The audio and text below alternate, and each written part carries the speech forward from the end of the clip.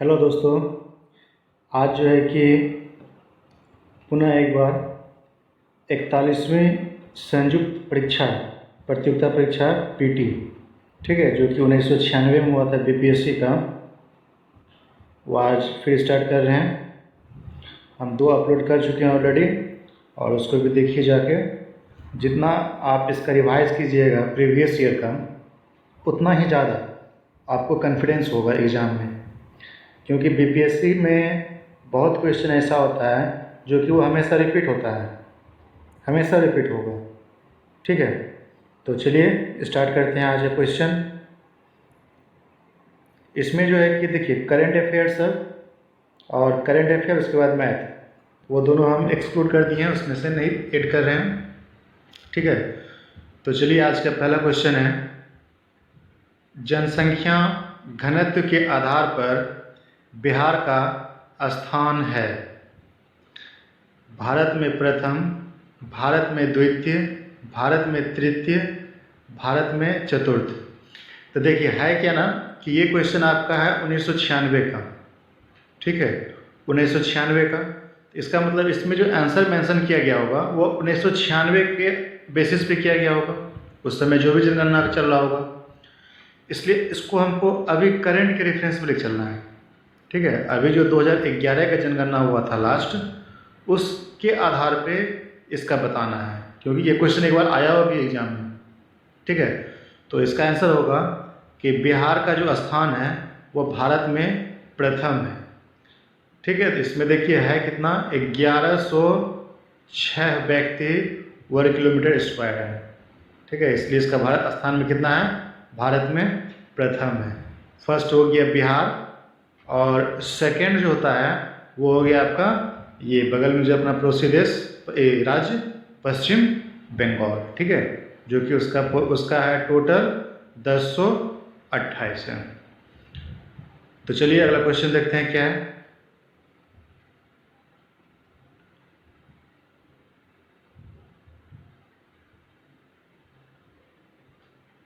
अगला क्वेश्चन है, भारत में चेरापूंजी अवस्थित है। आसाम में, मणिपुर में, मेघालय में, मिजोरम में। तो आपको पता होगा कि चेरापूंजी जो है कि सर्वाधिक वर्षा के लिए जाना जाता है। ठीक है, सर्वाधिक यहाँ पे जो वर्षा होता है 200 सेंटीमीटर से भी प्लस होता है, और ये कहाँ पे है, ये है मेघालय में। तो जब हम लोग ज्योग्राफी पढ़ेंगे तो उस जगह जानेंगे कि क्यों आखिर जो होता है कि वो मेघालय में ज़्यादा वर्षा होता है इसी क्षेत्र में, चेरापूंजी के आसपास। ठीक है, यहाँ पे बंगाल है, बे ऑफ बंगाल है, बंगाल की खाड़ी है, और एक यहाँ पे अरब सागर है। तो इस दोनों का जो वेव होता है सीजनल, देखिए मानसून जो होता है, ठीक है, उसी के आधार पे यहाँ डिपेंड करता है। तो जब हम लोग ज्योग्राफी पढ़ेंगे डिटेल में तो उस टाइम जानेंगे इसका क्या रीजन है कि चेरापूंजी में सबसे अधिक वर्षा होता है। चलिए आइए नेक्स्ट क्वेश्चन देखते हैं। क्वेश्चन है, विदर्भ विदर्भ विदर्भ एक प्रादेशिक नाम है भारत में, और यह गुजरात का एक अंग है, महाराष्ट्र का अंग है, मध्य प्रदेश का अंग है, उड़ीसा का एक अंग है। देखिए विदर्भ जो है एक्चुअली ये पूछ रहा है कि ये किसका अंग है।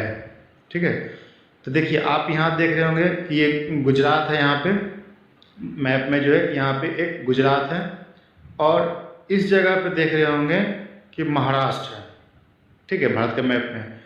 तो होता है क्या है कि ये जो आपका है विदर्भ, वो महाराष्ट्र के उत्तर पूर्वी क्षेत्र, इस जगह पे जहाँ पे कि बगल में क्या आपका एमपी है, तो इस जगह उत्तर पूर्वी क्षेत्र को हम लोग क्या बोलते हैं, विदर्भ, जो कि किसका पार्ट है, महाराष्ट्र का। चलिए अगला क्वेश्चन देखते हैं। नेक्स्ट क्वेश्चन है, भारत में कौन सी फसल सर्वाधिक क्षेत्र में बोई जाती है। मूंगफली, ज्वार, चावल, गेहूँ। क्या इसका आंसर होगा, जी हाँ, इसका आंसर होगा चावल। ठीक है, चलिए अगला क्वेश्चन देखते हैं।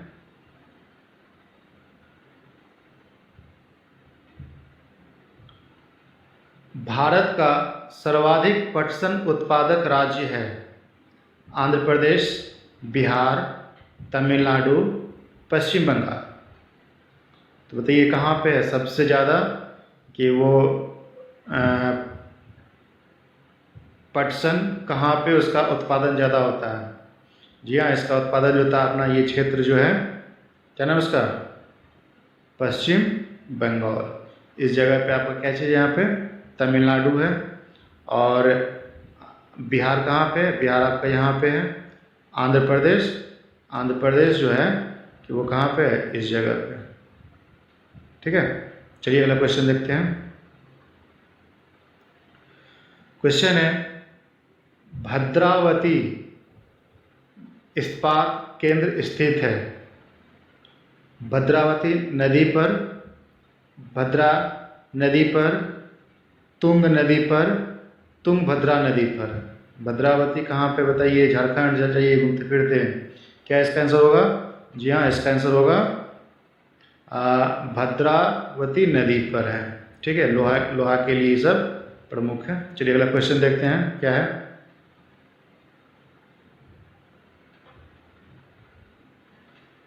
अगला क्वेश्चन है, गंगा के मैदान की पुरानी काछरी मिट्टी कहलाती है भावर, बांगर, खादर,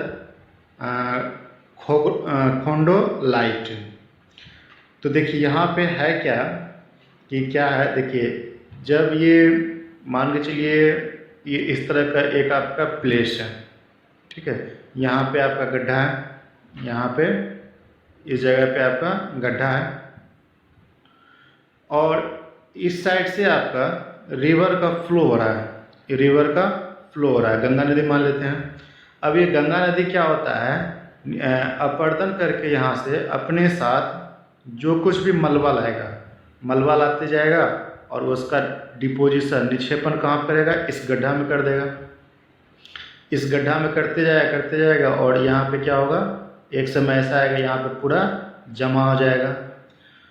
उसके बाद क्या होगा कि अगर ये साइकिल तो कंटिन्यूसली फ्लो होगा, फिर से गंगा रिवर आएगा यहाँ पे, तो क्या होगा, अपने साथ मलबा यहाँ पे जमा करेगा और एक समय से आएगा रिवर आगे चला जाएगा।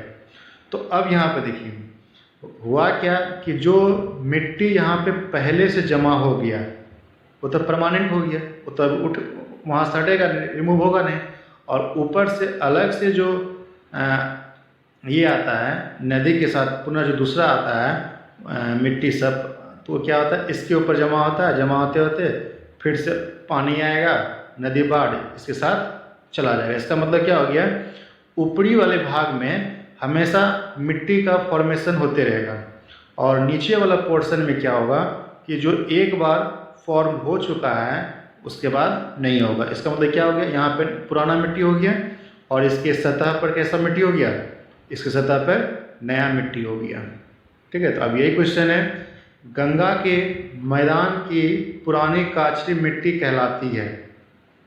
तो ये क्या इसका आंसर होगा, पुराना जो होता है जो नीचे में होगा वह होगा बांगर, और ऊपर में नया में जो होता है नया सब, तो नया में जो होता है उसको बोलते हैं खादर। ठीक है, तो मेरे ख्याल से इसका आंसर मिल गया होगा आपको। क्या इसका आंसर होगा, जी हाँ, पुरानी मिट्टी को क्या बोलते हैं, बांगर। पुरानी मिट्टी को क्या बोलते हैं, बांगर, और नया वाले को बोलते हैं हम लोग खादर। ठीक है, चलिए अगला क्वेश्चन देखते हैं।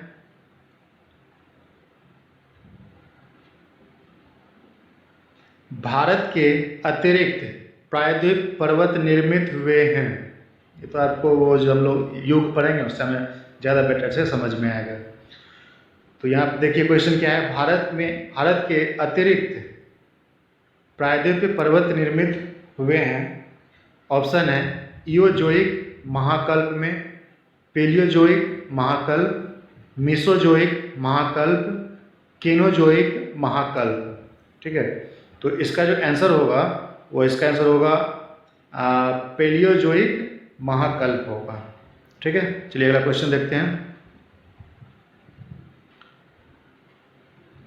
क्वेश्चन है, पटना का स्थानीय समय है, पटना का स्थानीय समय है भारतीय मानक समय से आगे, वही है जो भारतीय मानक समय है, भारतीय मानक समय से पीछे है, भारतीय मानक समय से संबंधित नहीं है। तो चलिए देखते हैं पहले इसका थोड़ा सा डिस्क्रिप्शन, उसके बाद समझ में आएगा। तो देखिए यहाँ पे जो अगर हम मैप ड्रॉ करते हैं तो भारत कहाँ पे है, ये बिहार कहाँ पे है, बिहार इस जगह पे, यानी कि यहाँ पटना हो गया आपका। तो अब आपको मालूम होगा कि भारत का जो एक स्टैंडर्ड लाइन है, ठीक है, जो कि 82.5 डिग्री से होके पास करता है, और इसी के रेफरेंस में पूरे भारत का समय डिसाइड किया जाता है। तो अब बताइए, जब इसी के सापेक्ष में, यानी कि ये जो रेखा हुआ है, तो भारतीय मानक रेखा समय जो निर्धारित करता है, उसी से रिलेटेड पूरे भारत का टाइम निर्धारित होता है। तो क्या बिहार पटना के लिए अलग से नियम बनेगा? ऐसा तो कुछ नहीं है। इसका मतलब क्या आंसर होगा, बताइए तेजी से, क्या इसका आंसर होगा? जी हाँ, वही जो भारतीय मानक समय है, ठीक है। वो कहाँ से गुजरता है? 82.5 डिग्री इलाहाबाद के नैनी से गुजरता है। कई बार आ चुका है एग्जाम में, बहुत एग्जाम में आया है, इंपॉर्टेंट क्वेश्चन है। चलिए अगला क्वेश्चन देखते हैं। क्वेश्चन है, विश्व का बृहत्तम डेल्टा निर्मित होता है गंगा ब्रह्मपुत्र द्वारा, मिसिसिपी मिसौरी द्वारा, यांगती सिक्यांग द्वारा, और लास्ट ऑप्शन है हांगहो द्वारा, ठीक है। तो सबसे पहले आइए देखते हैं कि ये जो डेल्टा लिखा हुआ है, डेल्टा होता क्या है। तो देखिए, भारत का जो बना हुआ है आकार, भारत का जो स्ट्रक्चर है, वो उस पर अगर नोटिस कीजिएगा तो देखिए कैसा है वहाँ पे। ये इस तरह से यहाँ पे जो पोर्शन होता है, ये जो पश्चिमी वाला भाग है, पश्चिमी भाग है, ये पश्चिमी भाग ज़्यादा उठा हुआ है, ये ज़्यादा उठा हुआ खड़ा है इस तरह से पूरा दम, और ये जो है पूरा समुद्र तट से, ये क्षेत्र जो है आपका पूर्वी क्षेत्र, ये समुद्र तट से मिला हुआ है। मतलब एक तरह से इधर ऊंचा है और इधर लो है। अगर यहाँ पे वाटर फॉल होगा then it will flow towards the east side, ठीक है, इधर से इसे फ्लो कर जाएगा। इसका मतलब क्या हो गया कि ये जो पश्चिमी हुआ, इसको बोलते हैं पश्चिमी घाट, इसको बोलते हैं पूर्वी घाट। तो पश्चिमी घाट के साइड में जो इसका पश्चिमी घाट है वो ज़्यादा हाइट पे है, और यहाँ पे पूर्वी घाट तरफ क्या होता है, कम हाइट होता है। तो इसीलिए जो होता है क्या है कि जब कोई भी नदी यहाँ पे आता है, नदी ऐसे ऐसे आएगा आपका, और जैसे जैसे इसका ढलान कम होते जाएगा, इट मीन्स क्या हो गया, इसका जो वाटर का स्पीड होगा वो कम होते जाएगा। तो ये क्या होगा, लास्ट में इस तरह से डिस्ट्रीब्यूट हो जाएगा। इसको डिस्ट्रीब्यूटरीज भी बोलते हैं, ठीक है। ये एसएससी सीजीएल में आ भी गया एग्जाम में, ठीक है।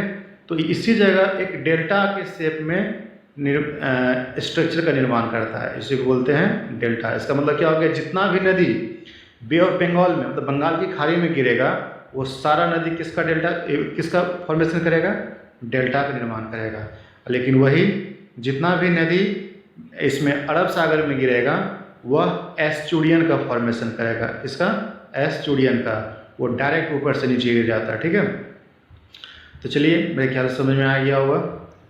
तो अब यहाँ पे अब इसका आंसर क्वेश्चन तो मेरे ख्याल से समझ में आ गया। अब डेल्टा क्या होता है, तो इसका आंसर बताइए तेजी से, क्या होगा? जी हाँ, सबसे बड़ा किसका होता है, गंगा ब्रह्मपुत्र द्वारा। चलिए अगला क्वेश्चन देखते हैं क्या है।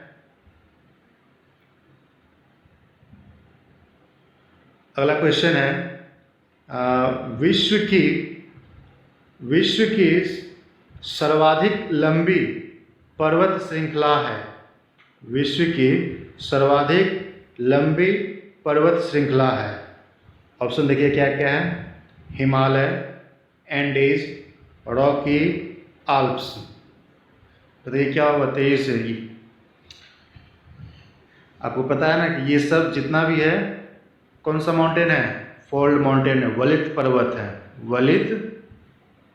वलित पर्वत है। और वलित पर्वत जो है कि बताइए इसमें कौन सा होगा सबसे ज़्यादा? जी हाँ, इसका आंसर होगा एंडीज। चलिए नेक्स्ट क्वेश्चन देखते हैं। सौरमंडल का सर्वाधिक गर्म ग्रह कौन सा है? सौरमंडल का सर्वाधिक गर्म ग्रह कौन सा है? बुध, शुक्र, मंगल, पृथ्वी। ये तो फैक्ट है, आपको याद करना होगा। जी हाँ, शुक्र। चलिए अगला क्वेश्चन देखते हैं। अगला क्वेश्चन है पृथ्वी को सूर्य की परिक्रमा करने में कितना समय लगता है? 365 दिन, 365.25 दिन, 365.50 दिन।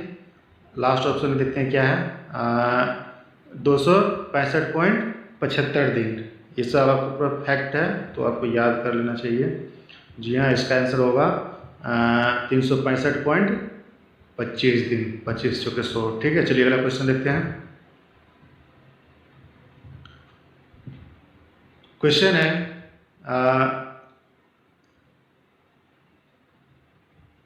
पृथ्वी पर घने वन अधिकतर मिलते हैं। पृथ्वी पर सबसे अधिक घना वन कहाँ पे मिलेगा?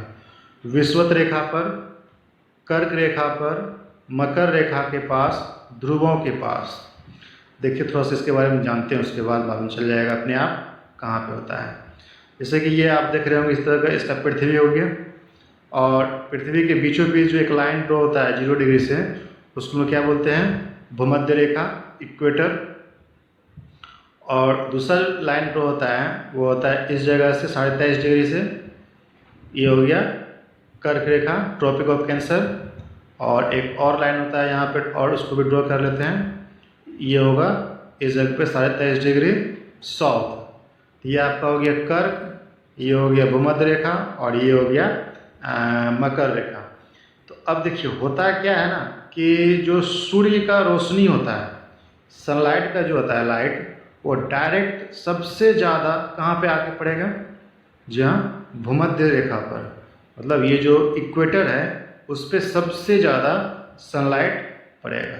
जब इस पर सबसे ज़्यादा सनलाइट होगा तो स्वाभाविक है यहाँ पे प्लांट का ग्रोथ कितना होगा? बहुत ही ज़्यादा होगा। सर्वाधिक वन कहाँ पाया जाएगा? विषुवत रेखा पर। और आपको मालूम होना चाहिए इस जगह पे वर्षा भी ज़्यादा ही होता है, और यहाँ का जो लकड़ी सब होता है संयोगवश वो हम लोग के काम का नहीं होता है, बहुत ही मोटा होता है, बहुत थिक होता है, उसको ट्रांसपोर्ट करने में प्रॉब्लम होता है। ठीक है, चलिए अगला क्वेश्चन देखते हैं। नेक्स्ट क्वेश्चन, चलिए देखते हैं नेक्स्ट क्वेश्चन क्या है। जिस तारामंडल के तारे ध्रुव तारे की ओर संकेत करते हैं वह है सप्तऋषि, मृग, वृश्चिक, वृष। बताइए क्या इसका आंसर होगा? ये सब आपको याद करना होगा, सब पूरा फैक्ट है। जी हाँ, इसका आंसर होगा सप्तऋषि। चलिए अगला क्वेश्चन देखते हैं क्या है।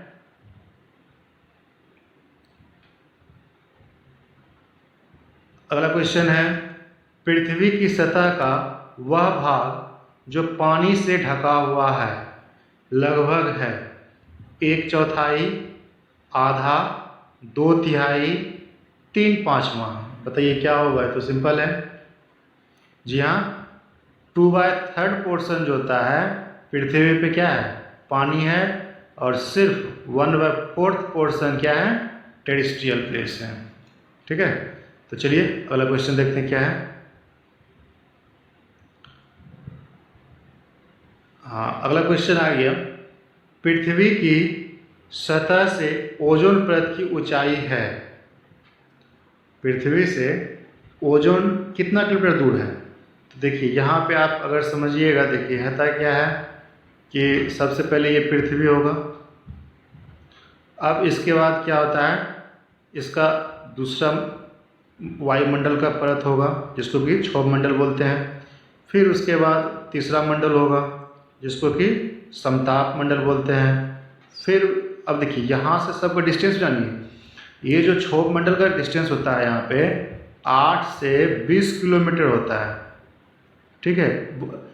पोल के पास होगा 8 किलोमीटर इक्वेटर पे, और इस जगह पे हो जाएगा आपका कम होता है। तो उसी तरह अब जो इसके बाद जो होता है एक और यहाँ पे गैस का एक आवरण बना होता है जिसको कि लोग बोलते हैं ओजोन परत। ये ओजोन परत क्या करता है कि बाहर से जितना भी हार्मफुल रेडिएशन आता है उससे हम लोग को प्रिवेंट करता है, ठीक है। तो ये इसका डिस्टेंस कितना होता है? जी हाँ, इसका डिस्टेंस होता है 40 से 50 किलोमीटर, ठीक है, 40 से 50 किलोमीटर। तो चलिए अगला क्वेश्चन देखते हैं क्या है।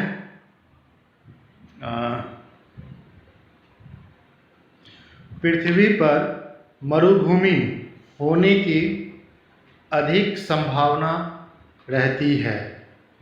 मतलब है कि पृथ्वी पर जो है कि मरुभूमि मतलब मरुस्थल सबसे ज़्यादा कहाँ पे होगा?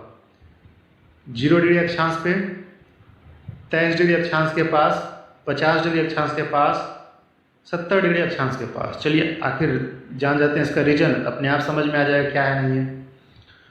तो अभी जो है कि हम लोग डिस्कस किए थे ये अर्थ है। अब इस जगह पे क्या है? यहाँ पे ये आपका इक्वेटर है। इक्वेटर पर पता ही है। चलिए और आगे प्ले बनाते हैं, उसके बाद बताते हैं सब एक साथ। उसके बाद जो है कि ये आपका 23 डिग्री हो गया, और ये आपका 50 डिग्री, 50 डिग्री को दूसरा कलर लेते हैं, ये 50 डिग्री हो गया, और एक 70 डिग्री हो गया। तो देखिए होता है क्या है ना कि इक्वेटर पे तो हमेशा रेनफॉल होता है। अभी जस्ट इससे पहले जो क्वेश्चन देखे वहाँ पे 1 बहुत ही ज़्यादा होता है। जब ज़्यादा होगा तो वहाँ मरुभूमि होगा नहीं। तो मरुभूमि कहाँ पर होता है? डिजर्ट वो होता है 23 डिग्री अक्षांश के पास, ठीक है। चलिए अगला क्वेश्चन देखते हैं। क्वेश्चन है, चलिए अब पॉलिटी क्वेश्चन आया है। राज्य के नीति निर्देशक सिद्धांत किस प्रकार मौलिक अधिकार से भिन्न है? राज्य का नीति निर्देशक तत्व मौलिक अधिकार से किस प्रकार भिन्न है? देखिए समझते हैं पहले। मौलिक अधिकार क्या हो गया ना कि संविधान के द्वारा दिया गया आम नागरिकों को एक अधिकार है, ठीक है, जो कि एक वैधानिक अधिकार है। इसका अगर कोई आपको थोड़ा सा भी कोई बोलेगा कि नहीं आपके अगर मौलिक अधिकार का हनन करेगा तो आप तुरंत हाई कोर्ट या सुप्रीम कोर्ट जा सकते हैं उसके अगेंस्ट में। अगर अनुच्छेद 13 के अंतर्गत ये भी मेंशन किया गया है कि अगर कोई भी मौलिक अधिकार हनन करने के लिए या हनन होने से संबंधित कोई भी विधिक का प्रावधान किया जाएगा तो अनुच्छेद 13 के अंतर्गत वो क्या हो जाएगा? शून्य हो जाएगा। मतलब वह जो है कि आपका जो विधि होगा वह यूजलेस हो जाएगा। लेकिन दूसरा है राज्य के नीति निर्देशक तत्व। ये तो डिपेंड करता है कि राज्य का जो मुखिया है उसके ऊपर कि किस तरह से अपने राज्य को एक वेलफेयर स्टेट बनाया जाए। अगर मान के चलिए कि आज लेते हैं बिहार का एग्जाम्पल। बिहार सरकार अगर जॉब का बहाली नहीं निकालता है, जॉब के लिए नहीं निकालता वैकेंसी, तो आप क्या कर सकते हैं? कुछ नहीं कर सकते हैं, क्योंकि ये सब जो होता है गवर्नमेंट के पॉलिसी पे है, ठीक है। गवर्नमेंट के पॉलिसी पे है कि किस तरह से हम अपने राज्य की जनता का वेलफेयर, उसका भविष्य मतलब उसका अच्छा से ये कर सकते हैं, उसका सामाजिक हर सुख सुविधा दे सकते हैं, जिससे कि हमको आने वाले समय में फिर से हमको इलेक्ट करके राज्य का मुखिया बनाएगा, ठीक है। तो इसका मतलब क्या हो गया कि राज्य का जो नीति निर्देशक तत्व है वो राज्य के मुखिया के ऊपर डिपेंड करता है, लेकिन मौलिक अधिकार जो है वह राज्य के जनता के ऊपर निर्भर करता है। और जनता का मौलिक अधिकार हनन होगा तो ये तुरंत न्यायालय जा सकता है। लेकिन राज्य का जो मुखिया है वो चाहेगा तो आपके लिए वेलफेयर स्टेट के लिए क्या क्या उसमें रिक्वायरमेंट है, हॉस्पिटलिटी हुआ, स्कूल हुआ, बिजनेस, मेडिसिन हुआ, इत्यादि प्रकार का जो भी सुख सुविधा है उसमें कटौती भी कर देगा, तो आप कुछ नहीं कर सकते हैं। सिर्फ और सिर्फ आप क्या कर सकते हैं, 5 साल का वेट कर सकते हैं। और 5 साल का वेट करने का मतलब क्या हो गया, आपके पास राइट है किस चीज़ का, राइट टू वोट, वोट देने का अधिकार है, ठीक है, जो कि संवैधानिक अधिकार आपको दिया गया है, उसके अनुसार आप इसको टाटा बाय बाय कर सकते हैं, ठीक है। तो इसका आंसर क्या होगा बताइए। देखिए अब ऑप्शन पढ़ते हैं क्या है, पहले क्वेश्चन फिर से पढ़ लेते हैं। राज्य के नीति निर्देशक सिद्धांत किस प्रकार मौलिक अधिकार से भिन्न है। पूर्वोक्त केंद्रीय सरकार के लिए है और उपरोक्त राज्य के लिए। पूर्वोक्त संविधान का अंश नहीं है जबकि उपरोक्त है।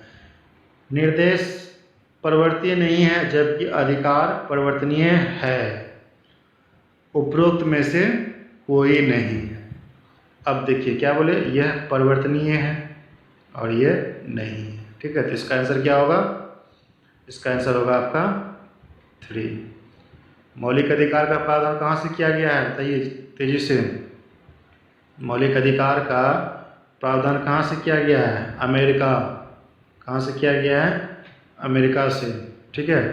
किस में है मौलिक अधिकार, भाग 3 में है। और अनुच्छेद कितना से है बताइए, 12 से 35, ठीक है। और राज्य के नीति निर्देशक तत्व भाग 4 और 36 से 51, ठीक है। ये आपका राज्य के नीति निर्देशक तत्व है। चलिए आयरलैंड से है इसका प्रावधान। नेक्स्ट क्वेश्चन देखते हैं क्या है। संविधान, भारतीय संविधान की 10वीं सूची का संबंध है भारत की राष्ट्रीय भाषा से, अनुसूचित एवं जनजाति क्षेत्र के प्रशासन से, न्यायिक पुनरावलोकन से, दल बदल विरोधी कानून से। बताइए क्या होगा इसका आंसर। जी हाँ, इसका आंसर होगा दल बदल विरोधी कानून से, ठीक है। इसी में है 85वां संविधान संशोधन के माध्यम से इसको जोड़ा गया था। अच्छा, ये 10वीं अनुसूची कब जोड़ा गया था, किस संशोधन में। जी हाँ, 36 अमेंडमेंट में ये जो अनुसूची है उसको जोड़ा गया था। चलिए नेक्स्ट क्वेश्चन देखते हैं। राष्ट्रपति द्वारा राज्यसभा में कितने व्यक्ति को मनोनीत किए जाते हैं, 10, 15, 12, 20। ये क्वेश्चन थोड़ा सा इम्पोर्टेंट है। राष्ट्रपति जो है कि राज्यसभा में कितने व्यक्ति को मनोनीत कर सकता है, तो ये क्या आंसर होगा। जी हाँ, 12। अगला क्वेश्चन देखते हैं। नेक्स्ट क्वेश्चन है, आम चुनाव में मतदान की आयु 21 वर्ष से घटाकर 18 वर्ष कर दी गई है।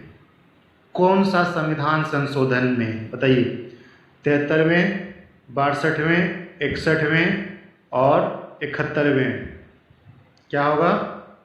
जी हाँ, 61 अमेंडमेंट 1988 को ऐसा प्रावधान लाया गया था और 89 से इम्प्लीमेंट कर दिया गया, ठीक है। तो ये क्वेश्चन याद रखिएगा, इंपॉर्टेंट क्वेश्चन है, इसको नोट डाउन कर लीजिएगा कॉपी में। चलिए नेक्स्ट क्वेश्चन देखते हैं। आप लोग कॉपी सब लेके बैठा कीजिए तभी समझ में आएगा, नहीं तो अभी लगेगा कितना अच्छा हम समझ रहे हैं सब सॉल्व हो रहा है, बाद में फिर से ये भूल जाइएगा, ठीक है। चलिए अगला क्वेश्चन देखते हैं क्या है। भारतीय नागरिकता नहीं प्राप्त की जा सकती है जन्म द्वारा, देशीकरण द्वारा, किसी भूभाग में सम्मिलन द्वारा, भारतीय बैंक में धन जमा करके। कैसे प्राप्त नहीं किया जा सकता है, जन्म से तो आदमी प्राप्त करता है, देशीकरण से तो होता है। अब आपको मालूम है, भारत अगर कोई कल को कोई दूसरा देश का जो जमीन होगा उसको विजय प्राप्त कर लेगा, तो वहाँ का जो निवासी होगा वो किसका बन जाएगा, नागरिक उसको अपने आप मिल जाएगा भारत का। तो क्या इसका आंसर होगा। जी हाँ, भारतीय बैंक में धन जमा करके, ठीक है, भारतीय बैंक में धन जमा करके नागरिकता प्राप्त नहीं किया जा सकता है। ऐसे में भी नागरिकता से संबंधित आगामी आने वाले प्रतियोगिता परीक्षा में बहुत ज़्यादा क्वेश्चन आएगा। ठीक है, चलिए अगला क्वेश्चन देखते हैं। क्वेश्चन है संविधान में मंत्रिमंडल मतलब कैबिनेट शब्द का एक ही बार प्रयोग हुआ है, वह है अनुच्छेद 352, अनुच्छेद 374, अनुच्छेद 356, अनुच्छेद 76। बताइए क्या इसका आंसर होगा। मंत्रिमंडल एक ही बार प्रयोग किया गया संविधान में। जी हाँ, अनुच्छेद 74। ठीक है, चलिए अगला क्वेश्चन देखते हैं क्या है।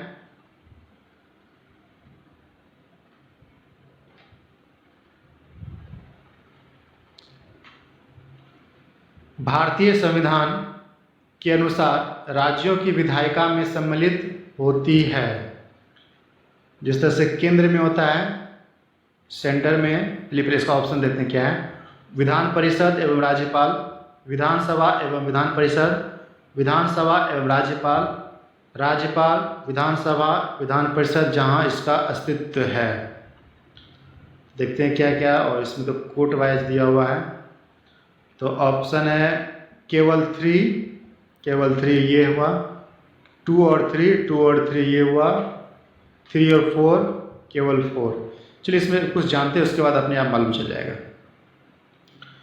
होता है क्या है, जो संसद होता है, संसद भवन जो बोलते हैं, संसद जो होता है वह 3 चीज़ से मिलकर बना होता है।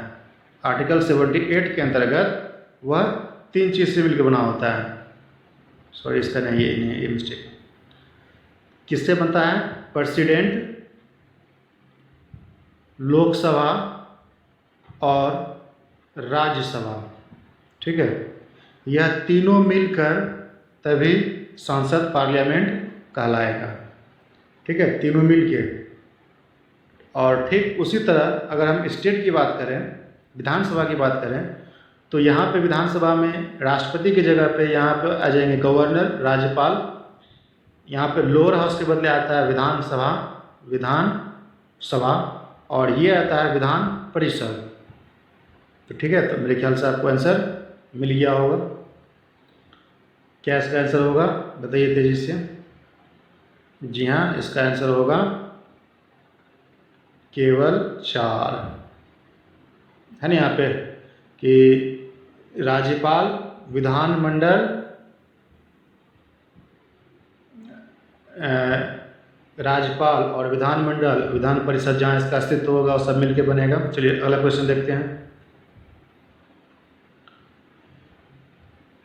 राज्यसभा को अस्थाई सदन कहते हैं क्यों कहते हैं राज्यसभा को अस्थाई सदन, ये क्वेश्चन है। ऑप्शन है सभी सदस्य आजीवन सदस्य होते हैं, इसे विघटित नहीं किया जा सकता है, कुछ सदस्य प्रति 2 वर्ष में अवकाश ग्रहण करते हैं। ठीक है, बताइए क्या होगा इसका आंसर। देखिए राज्यसभा था ना, ये अपर हाउस हुआ, और इसको कभी भी विघटन नहीं कर सकते, कभी भी इसको डिजॉल्व नहीं कर सकते। डिजॉल्व हमेशा किसको होता है, लोकसभा करते हैं, लोअर हाउस को। लेकिन ये राज्यसभा है, ये कभी भी डिजॉल्व नहीं होता। ये राज्य का प्रतिनिधित्व करता है, ना कि जनता का। ठीक है, लोकसभा क्या हुआ, जनता का प्रतिनिधित्व करता है। जब तक उसमें बहुमत मिलता रहेगा तब तक वह अस्तित्व में रहेगा, अदरवाइज वो क्या होगा, वो भी भंग हो जाएगा। लेकिन ये जो है राज्यसभा, ये राज्य का प्रतिनिधित्व करता है, इसीलिए इसको विघटन नहीं किया जा सकता है। ठीक है, तो इसका आंसर क्या होगा, डी। चलिए नेक्स्ट क्वेश्चन देखते हैं। भारत के राष्ट्रपति को यह अधिकार नहीं प्राप्त है। अब क्या प्राप्त नहीं है, देखते हैं ऑप्शन। क्षमादान करें, उच्च न्यायालय के न्यायाधीश को हटाए, आपातकालीन की घोषणा करें, अध्यादेश जारी करें। बहुत अच्छा क्वेश्चन है ये, बताइए क्या आंसर होगा। क्षमादान तो कर सकता है, अनुच्छेद 72, 72। आपातकालीन घोषणा कर सकता है, 352, 356। अध्यादेश जारी कर सकता है जब जो है कि स्थगित किया हुआ रहेगा। इसका मतलब उच्चतम न्यायालय के न्यायाधीश को राष्ट्रपति नहीं हटा सकता। ये कैसे हटा देगा? देखिए, होता क्या है ना कि सुप्रीम कोर्ट का जो मुख्य न्यायाधीश होता है उसको राष्ट्रपति ऐसे नहीं हटा सकता है। राष्ट्रपति जो होता है कि सांसद के अनुमति के बगैर कभी नहीं हटा सकता है। और सांसद कब हटाएगा? जब इसमें विशेष बहुमत के माध्यम से सांसद में इसको पास किया जाएगा, तभी यह जो है कि राष्ट्रपति यह आदेश देगा कि अब आप जाइए घर। चलिए अगला क्वेश्चन देखते हैं क्या है। अगला क्वेश्चन है, संघीय मंत्रिपरिषद के मंत्री उत्तरदायित्व होते हैं प्रधानमंत्री के, राष्ट्रपति के, संसद के, केवल लोकसभा के प्रति। अब देखिए यहाँ पे संघीय मंत्रिपरिषद है, ठीक है, और वह किसके प्रति उत्तरदायित्व है, ये आपका क्वेश्चन पूछा है। चलिए बताइए क्या होगा, बताइए। जी हाँ, अभी जस्ट पिछले क्वेश्चन में हम बोले थे मंत्री परिषद में ऑलरेडी प्रधानमंत्री भी होता है, ठीक है, वो किसके प्रति होगा? आंसर केवल लोकसभा के प्रति। चलिए अगला क्वेश्चन देखते हैं क्या है। मौलिक कर्तव्य को निर्धारित किया गया है 40वें संशोधन से, 43वें संशोधन से, 42वें से, 39वें से। ये क्वेश्चन सब बहुत इंपॉर्टेंट होता है। ये कहाँ से लिया गया है, नहीं लिया गया है, संविधान में कौन सा अमेंडमेंट में इसको जोड़ा गया? जी हाँ, इसका है 42वां आया, रूस का है। चलिए नेक्स्ट क्वेश्चन।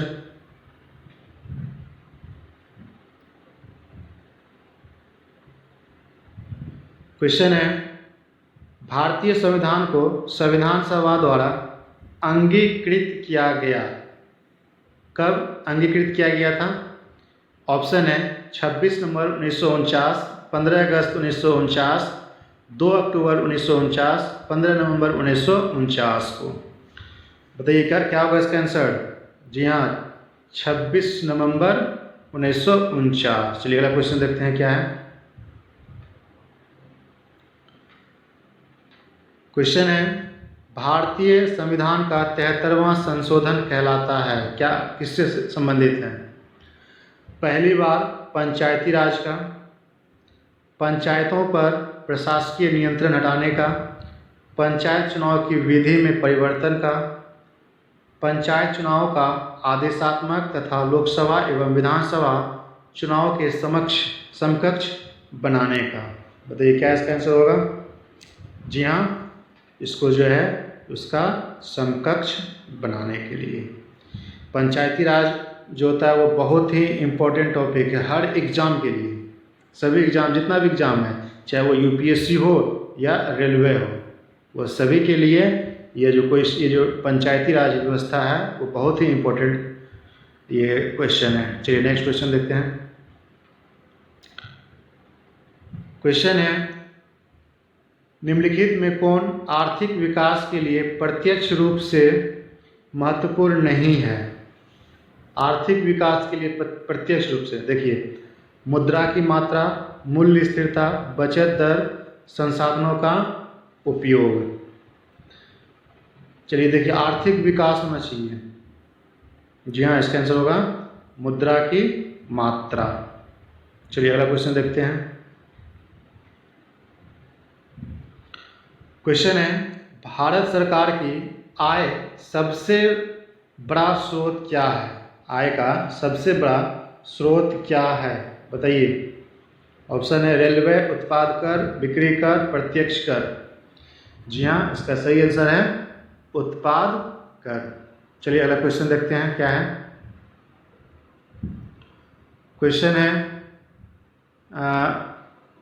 भारत में सबसे प्राचीन बृहद स्तरीय उद्योग है? लोहा, पटसन, कपास, कागज। क्या इसका आंसर होगा? फैक्ट है, याद करना होगा, बताइए। जी हाँ, इसका आंसर होगा आपका कपास। चलिए अगला क्वेश्चन देखते हैं क्या है। जीवन बीमा निगम एक उदाहरण है व्यवसाय बैंक का, विकास बैंक का, निवेश बैंक का, सहकारी बैंक का। तो बैंक तो है नहीं, ये कैसा है? निवेश बैंक का एक एग्जाम्पल है। चलिए अगला क्वेश्चन देखते हैं।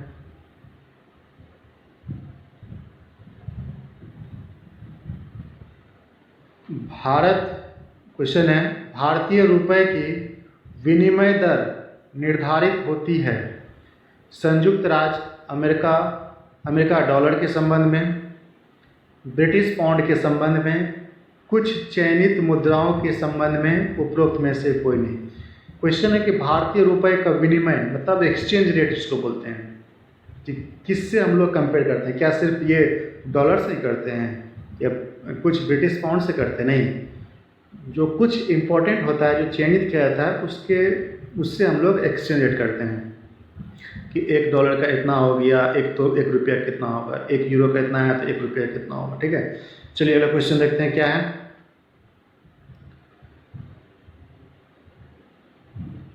क्वेश्चन है, निम्नलिखित स्रोत में किससे भारतवर्ष सबसे अधिक विद्युत प्राप्त करता है? भारत जो है कि सबसे अधिक किससे विद्युत प्राप्त करता है? जल से, तापीय से, नाभिकीय से, गैर पारंपरिक से। बताइए क्या होगा इसका आंसर? सबसे ज़्यादा किससे प्राप्त करता है? जी हाँ, थर्मल मतलब तापीय से। चलिए अगला क्वेश्चन देखते हैं क्या है। अंत्योदय कार्यक्रम का उद्देश्य क्या है? अल्पसंख्यकों का विकास, दलितों का विकास, गरीबों में सबसे गरीब की सहायता, गरीबों का पूर्ण उन्मूलन। देखिए अंत्योदय कार्यक्रम जो होता है ना, जो सबसे ज़्यादा गरीब होता है, जो मार्जिन पे होता है, उसका डेवलपमेंट के लिए ये चलाया गया प्रोग्राम है अंत्योदय प्रोग्राम। चलिए अगला क्वेश्चन देखते हैं क्या है। भारत की प्रमुख खाद्य फसल है गेहूँ, चावल, मकई, दलहन। क्या है भारत का सबसे फेमस फूड? जी हाँ, बहुत कोई खाता है चावल।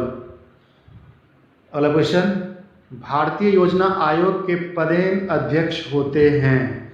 योजना आयोग, देखिए यहाँ नाम है योजना आयोग और इसका नाम क्या चला गया? NITI, national institute for transforming India. तो इसका अध्यक्ष कौन होता है? जी हाँ, वो होता है प्रधानमंत्री। योजना आयोग का क्या कार्य होता है बताइए? ये आगामी 5 वर्ष के लिए भारत के लिए प्लानिंग का निर्माण करता है। ठीक है, जो कि एक परामर्शदात्री संस्था है। चलिए अगला क्वेश्चन देखते हैं क्या है। योजना आयोग का स्वरूप क्या है? अंकुशल कृषि व्यवस्था के कारण, अनियमित औद्योगिक के कारण, पाश्चात्य सामाजिक अभिवृद्धि के कारण, उपरोक्त सभी। बताइए क्या होगा इसका आंसर? योजना आयोग का स्वरूप क्या है? हालांकि ये जो है ना कि ये ऐसा कुछ नहीं है, ये क्वेश्चन जो है कि आपका मिस्टेक यहाँ पे प्रिंट हो गया है। ठीक है, ये क्वेश्चन आपका मिस्टेक प्रिंट हो गया है, ये नहीं है, क्योंकि इसमें ऐसा कुछ नहीं है। योजना आयोग एक परामर्शदात्री संस्था है, ये इसको याद कर सकते हैं। योजना आयोग क्या है? एक परामर्शदात्री संस्था है। चलिए अगला क्वेश्चन देखते हैं क्या है। अगला क्वेश्चन है कि भारत की आठवीं पंचवर्षीय योजना की अवधि क्या है? देखिए कोई क्वेश्चन रिपीट हुआ है, पिछले बार में हम लोग पढ़े थे 39वीं में। चलिए इस टाइम क्या होगा सर? 1952 से 57। चलिए नेक्स्ट क्वेश्चन देखते हैं क्या होता है। अब ऐसा करेंगे कि कुछ दिन के बाद जो हम लोग 3 चैप्टर पढ़ लिए हैं, 39वां, 40वां, 41वां, इसको कंपाइल करके कुछ दिन के बाद सबको एक साथ दे देंगे वीडियो, तो उसमें ज़्यादा समझ में आएगा। चलिए अगला क्वेश्चन है फिजिक्स का। ये क्वेश्चन क्या क्वेश्चन है? यदि किसी ऐनक के लेंस की शक्ति 2 डायोप्टर है तो इसकी फोकस दूरी होगी 2 सेंटीमीटर, 100 सेंटीमीटर, 50 सेंटीमीटर 2 सेंटीमीटर। बताइए, देखिए इसका फार्मूला होता है, फार्मूला जो है कि आपको ये याद करना होगा। P इक्वल टू क्या होता है, ये सॉरी F पावर होता है ना, डायप्टर। डायप्टर किसका यूनिट है? जी हाँ, डायप्टर जो होता है वह लेंस का क्या चीज़ है, यूनिट है। लेंस का यूनिट क्या होता है, डायप्टर। चलिए तो इसका फोकस निकालते हैं हम लोग। कैसे निकालेंगे, तो इस तरह से हम इसको कर सकते हैं। F equal to direct ratio हम कन्वर्ट कर देते हैं 100/2 डायप्टर। ठीक है, यहाँ पे या फार्मूला लिख सकते हैं, या फार्मूला आप याद कीजिएगा। फार्मूला इस तरह से लिख दीजिएगा। फार्मूला फोकस दूरी, फोकस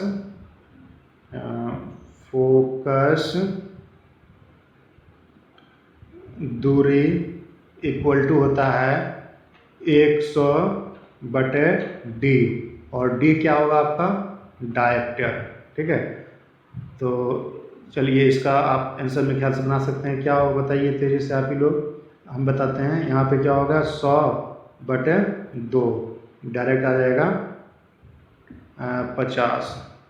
50 सेंटीमीटर। ठीक है, चलिए अगला क्वेश्चन देखते हैं क्या है। चलिए ये भी फिजिक्स का ही है। पता होना चाहिए कि साइंस में ऐसा क्वेश्चन आता है कि आप लोग सभी बना लीजिएगा। 20 का 20 क्वेश्चन बहुत ही इंपॉर्टेंट होता है। ठीक है, तो हम कुछ दिन के बाद ये भी लाएंगे। पूरा 20 साइंस क्वेश्चन जितना भी होगा ना इंपॉर्टेंट चैप्टर सब, उसका क्वेश्चन करवा देंगे आप लोग को। फिलहाल अभी ये क्वेश्चन देखते हैं क्या है। 100 वाट का बिजली का बल्ब 10 घंटे जले तो बिजली का खर्च होगा। ठीक है, तो खर्च देखिए क्या होगा, खर्च इक्वल टू बिजली का खर्च इक्वल टू, हम लोग एक फॉर्मूला अप्लाई करेंगे फिर। तो बिजली खर्च इक्वल टू होता है वाट गुने आवर, घंटा, बटे इसको मल्टीप्लाई कर देना है 1000 से। ठीक है, तो अब इसके अनुसार क्या आ जाएगा, 100 गुने 10/1000 कैंसिल हो गया, बच गया 1 इकाई। ठीक है, फार्मूला याद रखिएगा। फार्मूला सिंपल था कि खर्च कितना होगा, वाट गुना घंटा बटा 1000। चलिए नेक्स्ट क्वेश्चन देखते हैं। भारी जल, भारी पानी वह पीता है, वह होता है, पीता नहीं होता होगा, यहाँ पे क्वेश्चन इरर हो गया है। यहाँ पे वह होता है जिसका तापमान 4 डिग्री सेल्सियस पर स्थिर रखा जाता है। अगला क्वेश्चन है, जिसमें कैल्शियम और पोटासियम में अविलय लवण होते हैं। अगला क्वेश्चन है, जिसमें हाइड्रोजन का स्थान आइसोटोप ले लेता है। अगला क्वेश्चन है, जिसमें ऑक्सीजन का स्थान उसका आइसोटोप ले लेता है। चलिए इसको क्वेश्चन थोड़ा सा देखते हैं, समझते हैं क्या है। तो सबसे पहले देखिए, वाटर का फार्मूला क्या होता है, केमिकल फार्मूला H2O। ठीक है, चाहे वाटर हो या किसी भी फेज में होगा, लिक्विड में होगा तो भी उसका H2O ही होगा, स्टीम में रहेगा तो भी उसका वही H2O ही होगा। लेकिन यहाँ पे क्वेश्चन है कि हार्ड वाटर पूछ रहा है, हैवी वाटर पूछ रहा है। ठीक है, भारी जल जिसको बोलते हैं। तो उसके लिए आपको एक चीज़ जानना होगा कि हाइड्रोजन जो होता है नेचर में सिंगल रूप में नहीं मिलता है, वह 3 रूप में मिलता है। ऐसा होता है, देखिए H10, H11, H12। ये हाइड्रोजन का क्या चीज़ है, हाइड्रोजन का ये सब आइसोटोप है। ठीक है, ये सब जो है कि हाइड्रोजन का आपका क्या चीज़ है, आइसोटोप है। हाइड्रोजन का 3 आइसोटोप होता है, एक हाइड्रोजन 10, हाइड्रोजन 11, हाइड्रोजन 12। तो हाइड्रोजन 1 को बोलते हैं प्रोटियम, इसको बोलते हैं ड्यूटेरियम, इसको बोलते हैं ट्रिटियम। तो हैवी वाटर में क्या होता है कि हाइड्रोजन जो यूज होता है, ये हाइड्रोजन यूज होता है। इसका मतलब इसमें जो है इसका मास कितना होगा, 2 होगा, 112। तो इसीलिए इसमें जो होता है कि इसका जो है कि हाइड्रोजन का जगह क्या ले लेता है, इसको हम लोग इंडिकेट करते हैं D2O, और ये D का जगह क्या लेता है, हाइड्रोजन। एक्चुअली नाम इसका हाइड्रोजन, ठीक है। तो आइए देखते हैं क्या आंसर है, ये होगा जिसमें कि हाइड्रोजन का स्थान उसका आइसोटॉप ले लेता है। चलिए अगला क्वेश्चन देखते हैं क्या है। क्वेश्चन है ठंड के दिनों में लोहे के गुटके और लकड़ी के गुटकों को प्रातः काल छुएं तो लोहे का गुटका ठंडा लगता है क्योंकि, ऑप्शन है लोहे के गुटके का ताप लकड़ी के गुटके के ताप से कम होता है। दूसरा ऑप्शन है लकड़ी की तुलना में लोहा ऊष्मा का अच्छा चालक है। अगला ऑप्शन है लकड़ी की तुलना में लोहा ऊष्मा का खराब चालक है। अगला क्वेश्चन है लोहे को गुटका लकड़ी से भारी होता है। बताइए क्या होगा। यहाँ पे आप पढ़े होंगे कि मेटल जो होता है वो क्या होता है, कंडक्टर होता है, और वो जो है लकड़ी क्या होता है, बैड कंडक्टर होता है। इसका मतलब क्या इसका आंसर होगा, इसका आंसर बताइए क्या होगा। जी हाँ, इसका आंसर होगा ये। चलिए अगला क्वेश्चन देखते हैं क्या है। हवा में जिस गैस की मात्रा सबसे अधिक होती है वह कौन सा है। हवा में किस गैस की मात्रा सबसे अधिक होती है, hydrogen, carbon dioxide, oxygen, nitrogen. क्या होगा, नाइट्रोजन 78%। चलिए अगला क्वेश्चन देखते हैं। सौरमंडल का सबसे बड़ा ग्रह कौन सा है, पृथ्वी, मंगल, बृहस्पति, शनि। जी हाँ, बृहस्पति। अगला क्वेश्चन देखते हैं क्या है। सेल्सियस स्केल पर मानव शरीर का सामान्य तापमान होगा। क्वेश्चन है यहाँ पे सेल्सियस तक में मानव का तापमान कितना होता है, body normal temperature 39.9 degree Celsius. ये हो गया डिग्री सेल्सियस में, और फ़ारेनहाइट में होता है 96 नहीं लिखा होगा। नेक्स्ट क्वेश्चन देखते हैं। 98.6 होता है इसे। चलिए नेक्स्ट क्वेश्चन देखते हैं। किसी परमाणु नाभिक के अवयव होते हैं electron, proton, electron, neutron, proton, neutron, proton, neutron और इलेक्ट्रॉन। चलिए इसका देखते हैं क्या है, अपने आप समझ में आ जाएगा कि अगर हम कोई भी एटम का स्ट्रक्चर देखें, ये मान लीजिए एटम हो गया, ठीक है, और एटम में क्या होता है, यहाँ पे सेंट्रल में ये न्यूक्लियस हो गया, और ये सब क्या है उसका ऑर्बिट हो गया। ऑर्बिट पे इलेक्ट्रॉन हमेशा रोटेट करता है, और जो सेंटर होता है, सेंटर पे प्रोटॉन और न्यूट्रॉन रहता है, और प्रोटॉन की वजह से ही इसका जो न्यूक्लियस होता है वो न्यूक्लियस ऐसा होता है, पॉजिटिव होता है, ठीक है। तो चलिए मेरे ख्याल से इसका आंसर आ गया होगा आप लोग को। क्या आंसर होगा, प्रोटॉन और न्यूट्रॉन। नेक्स्ट क्वेश्चन देखते हैं क्या है। मच्छर भगाने वाली दवाओं में सक्रिय रसायन है एथ्रिलिन, एट्रोपिन, 2-आइसोप्रोपोक्सिलिनाइल, बेंजिलिन, हेक्साक्लोरीन। क्या इसका आंसर होगा, बताइए तेजी से, जिससे मच्छर भाग जाता है तेजी से, जल्दी। एथ्रिलिन। चलिए अगला क्वेश्चन।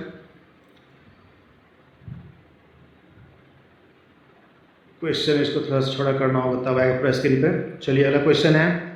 किसी परमाणु नाभिक का आइसोटोप वह नाभिक है जिसमें न्यूट्रॉन की संख्या वही रहती है परंतु प्रोटॉन की संख्या भिन्न होती है। दूसरा ऑप्शन है प्रोटॉन की संख्या वही रहती है परंतु न्यूट्रॉन की संख्या भिन्न होती है। न्यूट्रॉन की संख्या वही होती है परंतु इलेक्ट्रॉन की संख्या भिन्न होती है। इलेक्ट्रॉन तथा न्यूट्रॉन के दोनों की संख्या भिन्न होता है। क्या इसका आंसर होगा। आइसोटोप के लिए कंडीशन होता है कि such type of elements which exist in more than one forms, ठीक है, जिसमें कि उसका जो नंबर ऑफ प्रोटॉन्स वो सेम होगा और नंबर ऑफ न्यूट्रॉन्स डिफर होगा, इसलिए उसको हम लोग आइसोटोप बोलते हैं। इसका आंसर होगा बी, चलिए नेक्स्ट क्वेश्चन देखते हैं। 20 वर्ष की आयु में मानव शरीर में हड्डियों की संख्या होती है, कितना होता है? 100, 200, 300, उपरोक्त में से कोई नहीं, इसका होता है 200। चलिए नेक्स्ट क्वेश्चन देखते हैं क्या है। स्त्रियों की तुलना में पुरुष अधिक वर्णदता से पीड़ित हो सकते हैं, कलर ब्लाइंडनेस, इसको बोलते हैं सीवी, क्योंकि ऑप्शन है वे अधिक मानसिक तनाव से गुजरते हैं, वे अधिक देर घर से बाहर रहते हैं, उनमें केवल एक्स क्रोमोसोम होता है, उसमें साधारणतः कम चर्बी होती है। चलिए देखिए इसका होता है क्या है, ये जो सीवी होता है, चलिए थोड़ा इसको डिस्क्राइब करते हैं। सीवी कलर ब्लाइंडनेस होता है, इसमें आप प्राइमरी कलर को नहीं पहचान पाइएगा, इट मीन्स आरबीजी को क्वालिफाई, ये मतलब उसको रिकॉग्नाइज नहीं कर पाइएगा, और ये एक तरह से जेनेटिक्स बीमारी है, ठीक है, हेरिडिटी बीमारी जिसको बोलते हैं, और ये हमेशा एक्स क्रोमोसोम पे ही अटैक करता है, एक्स क्रोमोसोम। तो आपको मालूम है कि फीमेल में एक्स होता है क्रोमोसोम्स, और मेल में हमेशा डिफर होता है, दो होता है इसमें, एक्स और वाई, ये हेट्रो हुआ और ये होमो हुआ। इसका मतलब क्या हो गया कि मेल में एक ही एक्स है, अगर उसके जीन में आ गया इसका मतलब they can not recognise primary colour. अगर फीमेल में हो गया तो क्या हो गया, 50-50 दिखाई देगा। चलो ठीक है, अगला क्वेश्चन देखते हैं।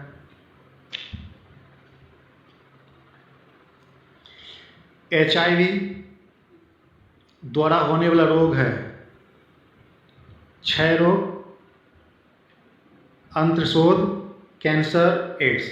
हाँ, HIV से कौन सा डिजीज होता है, क्या होगा, एड्स। फुल फॉर्म क्या होता है, ह्यूमन इम्यूनो डिफिशियंसी वायरस, ठीक है। एड्स का full form AIDS, acquired immuno deficiency syndrome, ठीक है। एड्स डिजीज नहीं है, एड्स इज ए सिंड्रोम, ठीक है। चलिए नेक्स्ट क्वेश्चन देखते हैं।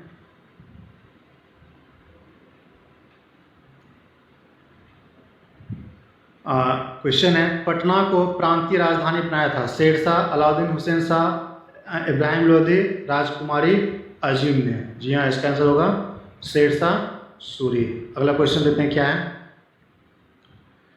चलिए बताइए आप लोग, छोटा नागपुर काश्तकारी कानून कब पारित हुआ था? 1908 में, 1902 में, 1990 में, 1875 में? क्या इसका आंसर होगा? जी हाँ, 1908 में पारित हुआ था। अगला क्वेश्चन देखते हैं क्या है। बिहार में गौ हत्या रोकने के लिए गौरक्षणी सभाओं की स्थापना किस वर्ष हुई थी? 1877, 1882, 1893, 1897? क्या इसका आंसर होगा? फैक्ट है, आपको याद करना होगा, 1882। चलिए नेक्स्ट क्वेश्चन देखते हैं क्या है। बहुत इंपॉर्टेंट क्वेश्चन, कई बार एग्जाम में आ चुका है। किस वर्ष उड़ीसा बिहार से पृथक हुआ, अलग हुआ? ऑप्शन है 1930, 1933, 1936, 1937। बोलिए क्या आंसर होगा? जी हाँ, इसका आंसर होगा 1936। चलिए अगला क्वेश्चन देखते हैं।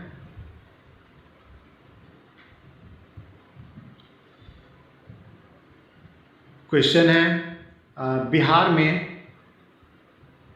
बिहार में पटसन उद्योग की पट्टी स्थित है उत्तर पश्चिमी बिहार में, उत्तर पूर्वी बिहार मैदान में, मध्य दक्षिण बिहार के मैदान में, दामोदर घाटी प्रदेश में। देखिए पटसन कहाँ पे होगा? ये पानी वाला क्षेत्र है। अब पानी कहाँ पे होगा? जहाँ पानी बिहार में किस साइड में आता है? पूर्वी क्षेत्र में होता है, उत्तर पूर्वी बिहार के मैदान में होगा, ठीक है। चलिए अगला क्वेश्चन देखते हैं क्या है। क्वेश्चन है, छोटा नागपुर की मुख्य फसल क्या है? चावल, मकई, दलहन, गेहूँ? जी हाँ, इसका जो है आंसर होगा, क्या नाम है इसका, ये मकई और दलहन होगा। चलिए अगला क्वेश्चन देखते हैं। बिहार में लौह अयस्क प्राप्त होता है लोहरदगा से, दुमका से, धनबाद से, सिंहभूम से। कहाँ से होगा? सिंहभूम से। चलिए अगला क्वेश्चन देखते हैं। छोटा नागपुर के जंगल हैं सदाबहार, पतझड़, सवाना, कांटेदार। छोटा क्या होगा इसका बताइए? इसका होगा पतझड़ भी होता है और जो है कि सवाना भी होता है। चलिए अगला क्वेश्चन देखते हैं। क्वेश्चन है, बिहार का तराई प्रदेश विस्तृत है।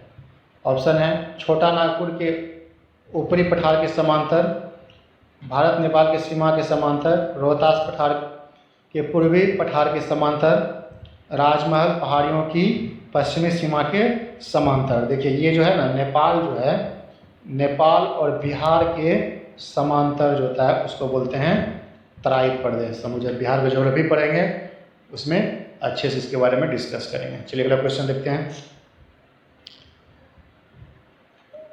बिहार में प्रस्तावित महिला आयोग की अध्यक्षता कौन करेगा?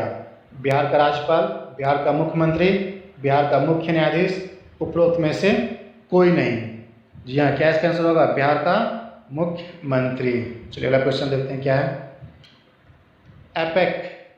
एपेक जो है कि एक बिजनेस से रिलेटेड है, वो क्या चीज़ है बताइए?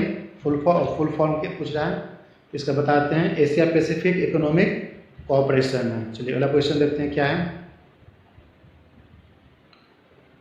क्वेश्चन है, विगत वर्षों में बौद्ध भिक्षुगण बिहार में आंदोलन कर रहे हैं नियंत्रण प्राप्त करने के लिए। बिहार में जो है बौद्ध भिक्षु सब जो ये स्ट्राइक कर रहा है, हड़ताल आंदोलन कर रहा है, क्यों कर रहा है?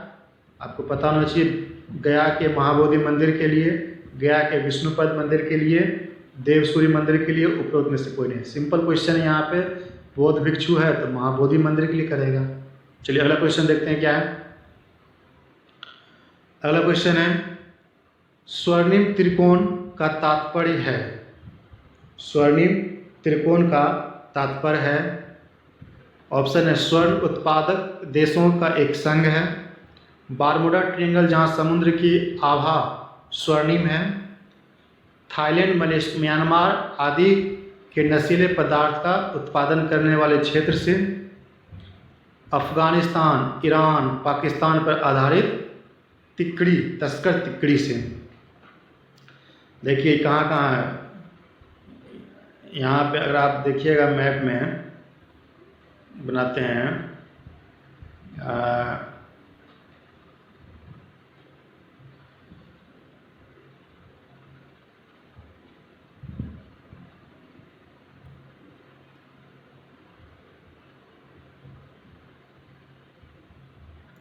तो आपका यहाँ पे अफगानिस्तान हो गया, यहाँ पे पाकिस्तान हो गया, और इस जगह पे क्या है? ईरान है, पाकिस्तान के पीछे। ठीक है, तो इसका आंसर होगा डी। चलिए अगला क्वेश्चन देखते हैं क्या है। एवरेस्ट शिखर पर चढ़ने वाली दूसरी भारतीय महिला थी। बछेंद्री पाल, संतोष यादव, एम श्रीलेखा, उपरोक्त में से कोई नहीं। जी हाँ, क्या होगा आंसर? संतोष यादव। चलिए नेक्स्ट क्वेश्चन देखते हैं क्या है। संत कबीर सम्मान महोत्सव का प्रारंभ किया गया था। 1887 में, 1885 में, 1900, सॉरी इसका जो पूरा ऑप्शन हम बोल दिए, फिर से ऑप्शन बोल रहे हैं। 1987, 1985, 1990, 1975, ये फैक्ट है, याद कीजिए, कोई दिक्कत नहीं। 1990 में। चलिए अगला क्वेश्चन देखते हैं। इसको शेयर कीजिए सभी मित्रों के पास ताकि सभी को फ़ायदा हो सके, और ज़्यादा से ज़्यादा इसको लाइक कीजिए। ठीक है, चलिए अगला क्वेश्चन देखते हैं क्या है। निम्नलिखित में से मूल अधिकारों का संरक्षक कौन होता है? विधायिका, कार्यपालिका, राजनीतिक, न्यायपालिका। ये सिंपल दे दिया है, लेकिन बताइए क्या होगा इसका आंसर? पता है सबको? न्यायपालिका। चलिए अगला क्वेश्चन देखते हैं क्या है। कवि वानभट्ट निवासी था। वानभट्ट किस बारे में था बताइए? ये कहाँ का निवासी था? थानेश्वर का। चलिए अगला क्वेश्चन देखते हैं। वेन्सान भारत में यात्रा के समय सूती कपड़ों के उत्पादन के लिए सबसे प्रसिद्ध नगर कौन था? जो वेन्सान जब भारत आया था तो उस टाइम में सूती कपड़ा के लिए कौन सा फेमस जगह था? ऑप्शन है आपका वाराणसी, मथुरा, पाटलिपुत्र, कांची। क्या आंसर होगा? वाराणसी। चलिए अगला क्वेश्चन देखते हैं क्या है। अगला क्वेश्चन है, पाटलिपुत्र में स्थित चंद्रगुप्त महल मुख्यतः बना है ईंटों का, पत्थरों का, लकड़ी का, मिट्टी का। क्या इसका आंसर होगा?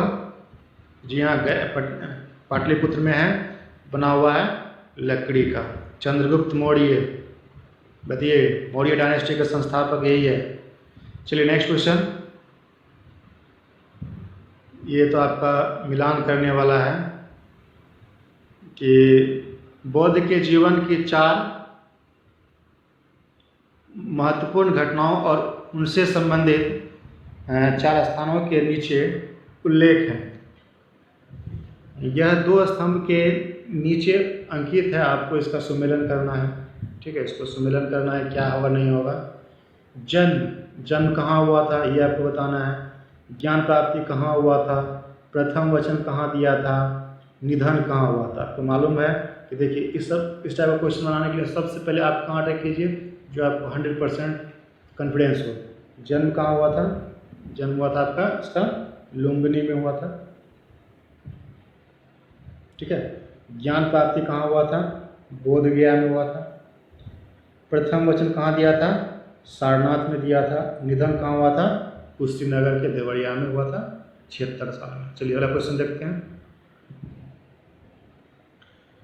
निम्नलिखित राजवंशों में किसका संगम साहित्य में नहीं हुआ है, उल्लेख नहीं किया गया है? ठीक है, कादम, चेर, चाल, पांड्या। क्या आंसर होगा? कादम। ठीक है, तो चलिए अगला क्वेश्चन देखते हैं क्या है। अगला क्वेश्चन है, निम्नलिखित में से किस इतिहासकार ने शाहजहां के शासनकाल को मुगल काल का स्वर्ण युग कहा है? B.A. Smith, J.N. सरकार, A.L. श्रीवास्तव। इनमें से उपरोक्त में से कोई नहीं। बताइए क्या होगा? जी हाँ, इसका आंसर होगा V.A. स्मिथ। चलिए अगला क्वेश्चन देखते हैं क्या है। क्वेश्चन है, हुमायूं द्वारा लड़े गए 4 प्रमुख युद्धों की तिथि क्रमानुसार क्या है? तो आपको पता है ये है देवरा, चौसा, कन्नौज और सरहिंद। और चौसा का युद्ध 1539 में ही हुआ था। इसी के बाद बिहार में किसका स्थापना हो गया था? सूर्य वंश का, शेरशाह सूरी का। फिर 45 के बाद आगे ये कंटिन्यू किया है। चलिए आगे देखते हैं।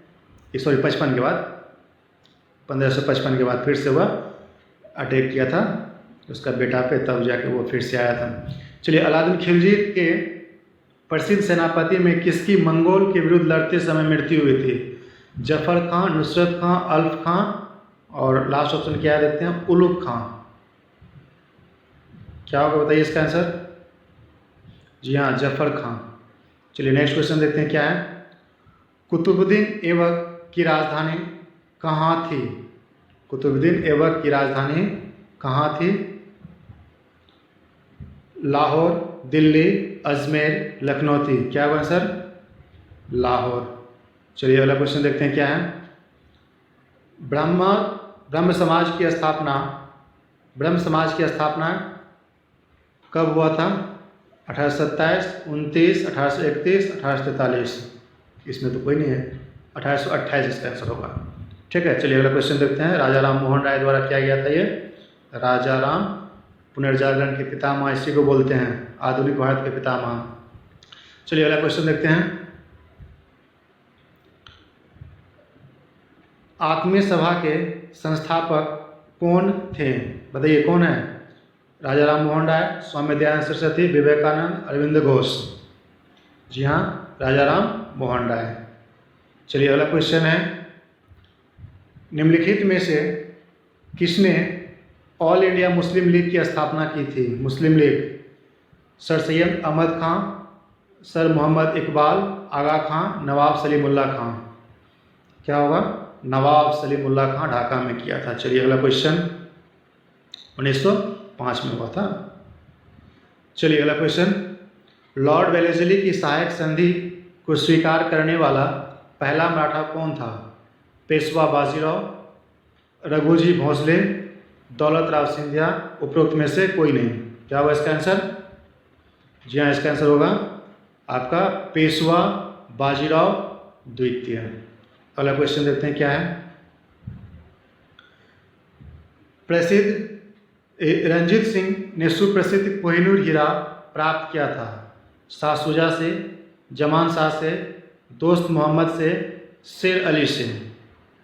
देखिए हुआ क्या था कि काबुल पे जो शासक था उस शासक का नाम था शाह शुजा, और काबुल पे अटैक किया था, तो इसका रक्षा करने के लिए रंजीत सिंह से सहायता मांगा और बदले में उसको कोहिनूर हीरा दे दिया। चलिए अगला क्वेश्चन देखते हैं।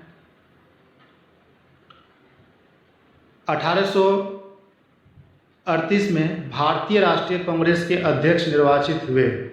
अबुल कलाम आज़ाद, सुभाष चंद्र बोस, पटामी सितार मैया, जेवी कृपलानी? क्या इसका आंसर होगा? देखिए ये क्वेश्चन ना इम्पोर्टेंट है, क्योंकि इसी में देखिए पहले इसका आंसर बता देते हैं, उसके बाद आगे डिस्क्रिप्शन करते हैं। जी हाँ, इसका आंसर होगा सुभाष चंद्र बोस। ये देखिए 1938 का आपको स्थान भी याद रखना है, कहाँ पे हुआ था? हरिहरपुरा में लिखा हुआ था, हरिपुरा, जो कि गुजरात में है। देखिए कांग्रेस का एक नियम था, आईएनएस का एक नियम था कि जो एक बार बन गया है वो लगातार दूसरी बार नहीं बन सकता है अध्यक्ष, प्रेसिडेंट। लेकिन सुभाष चंद्र बोस फिर से बनना चाहते थे। और देखिए इससे पहले एक और व्यवस्था था कि महात्मा गांधी जो भी बोल देते थे सभी सदस्य उसको मतलब नियम की तरह मानते थे। लेकिन इस बार पहली बार हुआ था कि सुभाष चंद्र बोले कि नहीं, हम फिर से प्रेसिडेंट बनेंगे। तो इसके लिए उस समय 1938, ये 1939, ठीक है, 1939 में त्रिपुरी, ये याद रखिएगा, बहुत इंपॉर्टेंट है, त्रिपुरी अधिवेशन में चुनाव के माध्यम से प्रेसिडेंट का इलेक्शन हुआ। सुभाष चंद्र बोस थे और उसके अपोजिशन में महात्मा गांधी द्वारा प्रत्याशी पट्टामी सितार मैया था। तो रिजल्ट हुआ कि पट्टामी सितार मैया हार गया और सुभाष चंद्र बोस जीत गए, और इसी कारण महात्मा गांधी बहुत ही व्याख्यात हो गए। तो हालांकि सुभाष चंद्र बोस कुछ दिन के बाद ये दे दिए थे, इस्तीफा दे दिए थे, ठीक है। चलिए अगला क्वेश्चन देखते हैं। स्वामी विवेकानंद ने रामकृष्ण मिशन की स्थापना किस वर्ष की थी? ऑप्शन है आपका 1861, 1891, 1839, 1896। फैक्ट है, याद करना होगा, 1896। अगला क्वेश्चन देखते हैं क्या है। अगला क्वेश्चन है, रॉलेट एक्ट का भारतीय राष्ट्रीय कांग्रेस ने विरोध किया क्योंकि क्या लक्ष्य था इसका? व्यक्तिगत स्वतंत्रता को सीमित करना, भारतीय राष्ट्रीय कांग्रेस को प्रतिबंधित करना, सांप्रदायिक प्रतिनिधित्व को विस्तृत करना, देशद्रोह के आरोप में राष्ट्रीय नेताओं को बंदी बनाना।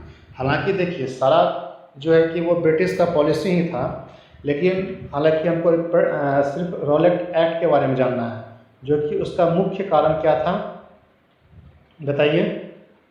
व्यक्तिगत स्वतंत्रता को सीमित कर देना, सीमित कर देंगे, उसके बाद उसमें नेशनलिटी का भाव जगेगा नहीं, उत्पन्न ही नहीं होगा, जिसके कारण वो हम लोग का अपोजिशन नहीं कर सकता। ऐसा थॉट था किसका? ब्रिटिशर का। चलिए अगला क्वेश्चन देखते हैं। द्वितीय गोलमेज सम्मेलन किस प्रश्न पर असफल रहा? सांप्रदायिक प्रतिनिधित्व, डोमिनियन स्टेट्स का प्रावधान प्रदान करना, सत्ता हस्तांतरण की तिथि, सविनय अवज्ञा आंदोलन से संबंधित। बताइए क्या होगा इसका आंसर? जी हाँ, सांप्रदायिक प्रतिनिधित्व के आधार पर ये हुआ था। और द्वितीय गोलमेज सम्मेलन ऐसा था जिसमें कि महात्मा गांधी पार्टिसिपेट किए थे। कब हुआ था? 1931 में, ठीक है, 32 में तो फिनिश हो गया था। चलिए नेक्स्ट क्वेश्चन देखते हैं। भारत छोड़ो प्रस्ताव पारित होने के बाद महात्मा गांधी को कैद किया गया था। यरवदा जेल, नैनी जेल, अहमदनगर के किले में, आगा खां के पैलेस में। बताइए क्या क्या हुआ था? भारत छोड़ो आंदोलन कब पारित हुआ था? 8 अगस्त 1942। ठीक है, इस तिथि पर पारित हुआ और महात्मा गांधी गिरफ्तार कर लिया अगले दिन। चलिए अगला क्वेश्चन देखते हैं क्या है। निम्नलिखित में से किसने बंगाल में द्वैत शासन प्रणाली को समाप्त किया? Robert Clive, Lord Cornwallis, Warren Hasting, इनमें से कोई नहीं। तो ये क्या इसका आंसर होगा? जी हाँ, इसका आंसर होगा लॉर्ड वॉरेन हेस्टिंग होगा, 1772 में जब वो आया था। ठीक है, चलिए अगला क्वेश्चन। स्थापित कौन किया था बंगाल में द्वैत शासन? जी हाँ, वही कुख्यात, क्या नाम था उसका? Robert Clive. बारदोली सत्याग्रह, चलिए अगला क्वेश्चन है। बारदोली सत्याग्रह का नेतृत्व किसने किया था? महात्मा गांधी, वल्लभ भाई पटेल, मोरारजी देसाई और राजेंद्र प्रसाद। 1929 में हुआ था। ये कौन था, कौन किया था? जी हाँ, वल्लभ भाई पटेल किया था। चलिए अगला क्वेश्चन देखते हैं क्या है। निम्न में से किस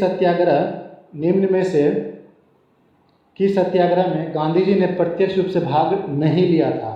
राजकोट, खेरा, बाइकोम सत्याग्रह, असहयोग आंदोलन। बताइए क्या इसका आंसर होगा? जी हाँ, इसका आंसर होगा राजकोट में। चलिए अगला क्वेश्चन देखते हैं क्या है। अगला क्वेश्चन है, भारत छोड़ो आंदोलन से उत्पन्न दंगे किस क्षेत्र में सबसे अधिक व्यापक रहे? बिहार, बंगाल, गुजरात, संयुक्त प्रांत। जी हाँ, बिहार और संयुक्त प्रांत में सबसे ज़्यादा व्यापक असर था इसका। चलिए अगला क्वेश्चन देखते हैं। 1857 के विद्रोह से बिहार का कौन सा भाग अप्रभावित रहा था? दानापुर, पटना, आरा, मुजफ्फरपुर, मुंगेर। क्या आप बताइए? जी हाँ, मुंगेर जो है पार्टिसिपेट नहीं किया था। चलिए अगला क्वेश्चन देखते हैं। 1857 का विद्रोह मुख्यतः किस कारण से असफल रहा था? हिंदू मुस्लिम एकता की कमी, किसी समान योजना और केंद्रीय संगठन की कमी, इसके प्रभाव तक सीमित क्षेत्र, जमींदारों की असहभागिता। बताइए क्या इसका आंसर, इसमें क्या होगा, क्यों वो विफल हो गया था? जी हाँ, इसमें कोई भी एक केंद्रीय संगठन का ना होने की वजह से यह जो था आंदोलन सफल नहीं हो पाया। चलिए अगला क्वेश्चन देखते हैं क्या है। थोड़ा करना होगा स्क्रीन को। चलिए ठीक है, क्वेश्चन है 1928 के काल में भारतीय राजनीति में क्रांतिकारी कार्यविधि की पुनरावृत्ति का कारण था लाला हरदयाल और लाला लाजपत राय नेताओं का बढ़ता हुआ प्रभाव। अगला क्वेश्चन है गांधी जी द्वारा असहयोग आंदोलन का स्थगन। अगला क्वेश्चन है, ऑप्शन है विदेशी घटनाओं का प्रभाव। अगला ऑप्शन है भारतीयों की मांग को अंग्रेजों द्वारा स्वीकार किया जाना। देखिए, जब महात्मा गांधी जी भारत में इन किए थे तो उससे पहले वहाँ पे था एक्सट्रीमिस्ट, जिसको बोल सकते हैं एक्सट्रीमिस्ट, गरम दल जो थे था वह अपने ढंग से देश को आज़ाद कराने के पक्ष में था। लेकिन महात्मा गांधी जी आए और वह दोनों का कंबाइंड रूप, एक्सट्रीमिस्ट और मॉडरेट का जो कंबाइंड होता है, उस तरह से ये इसको आज़ाद कराने का सोचे थे। ठीक है, लेकिन हुआ क्या, जब 1920 में जब ये असहयोग आंदोलन को स्थगित कर दिया था तो युवा वर्ग जो था बहुत ही उत्तेजित हो गया और पुनः वह क्रांतिकारी गतिविधि में संलग्न हो गया। चलिए अगला क्वेश्चन देखते हैं क्या है।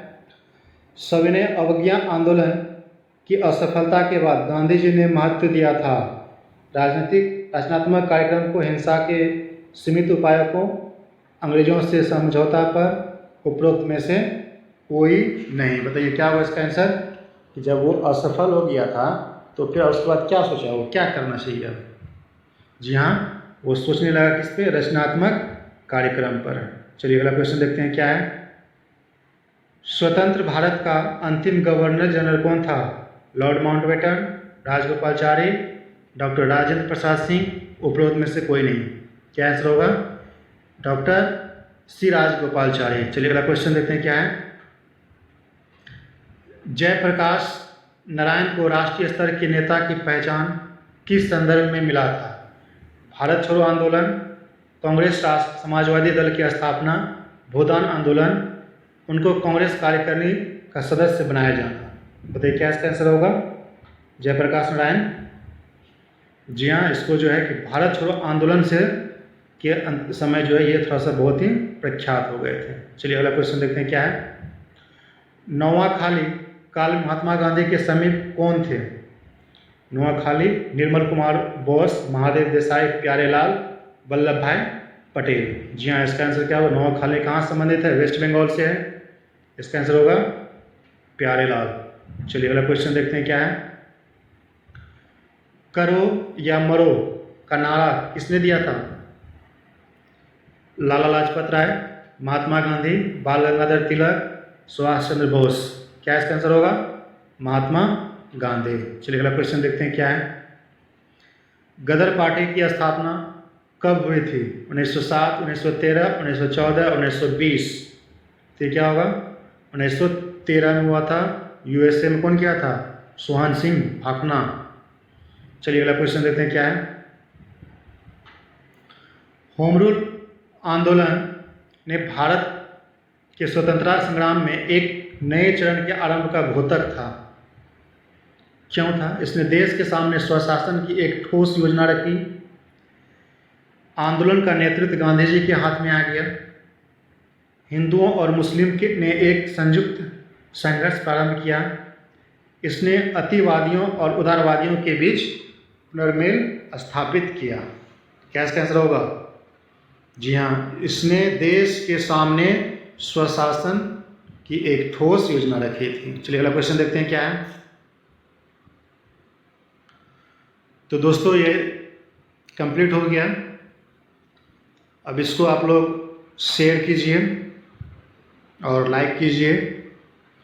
इसको देखिए, ये आपके ऊपर, जब तक पीपीएससी का नियम पहले समझिए कि जितना बनाइएगा प्रैक्टिस सेट उतना आपका एग्ज़ाम के ऊपर होगा कॉन्फिडेंस। इसका पीडीएफ के लिए आप इस नंबर पे मैसेज कीजिए, व्हाट्सएप कर दीजिए और हम जो है कि आपको भेज देंगे। और इसको प्रिंट करके पुनः एक बार बनाइए। व्हाट्सएप नंबर है 9473123824। ठीक है, तो इस पे जो है कि सबसे पहले अभी हम बीपीएससी का कंप्लीट कर देते हैं। अब साथ में ही होगा तो यूपीएससी का भी स्टार्ट करेंगे। मतलब इस चैनल पे आपको यूपीएससी बीपीएससी से संबंधित किसी भी तरह का कोई समाधान नहीं हो, कोई समस्या नहीं होगा। सभी समस्या का यहाँ पे समाधान किया जाएगा। यदि आपको कुछ एक्स्ट्रा टॉपिक भी पढ़ना है तो आप कमेंट बॉक्स में मैसेज कीजिए और तुरंत इसका समाधान किया जाएगा। ठीक है, तो इसको ज़्यादा से ज़्यादा लोगों के पास इसको शेयर कीजिए। तो ठीक है दोस्तों, आज के लिए बस इतना ही। धन्यवाद।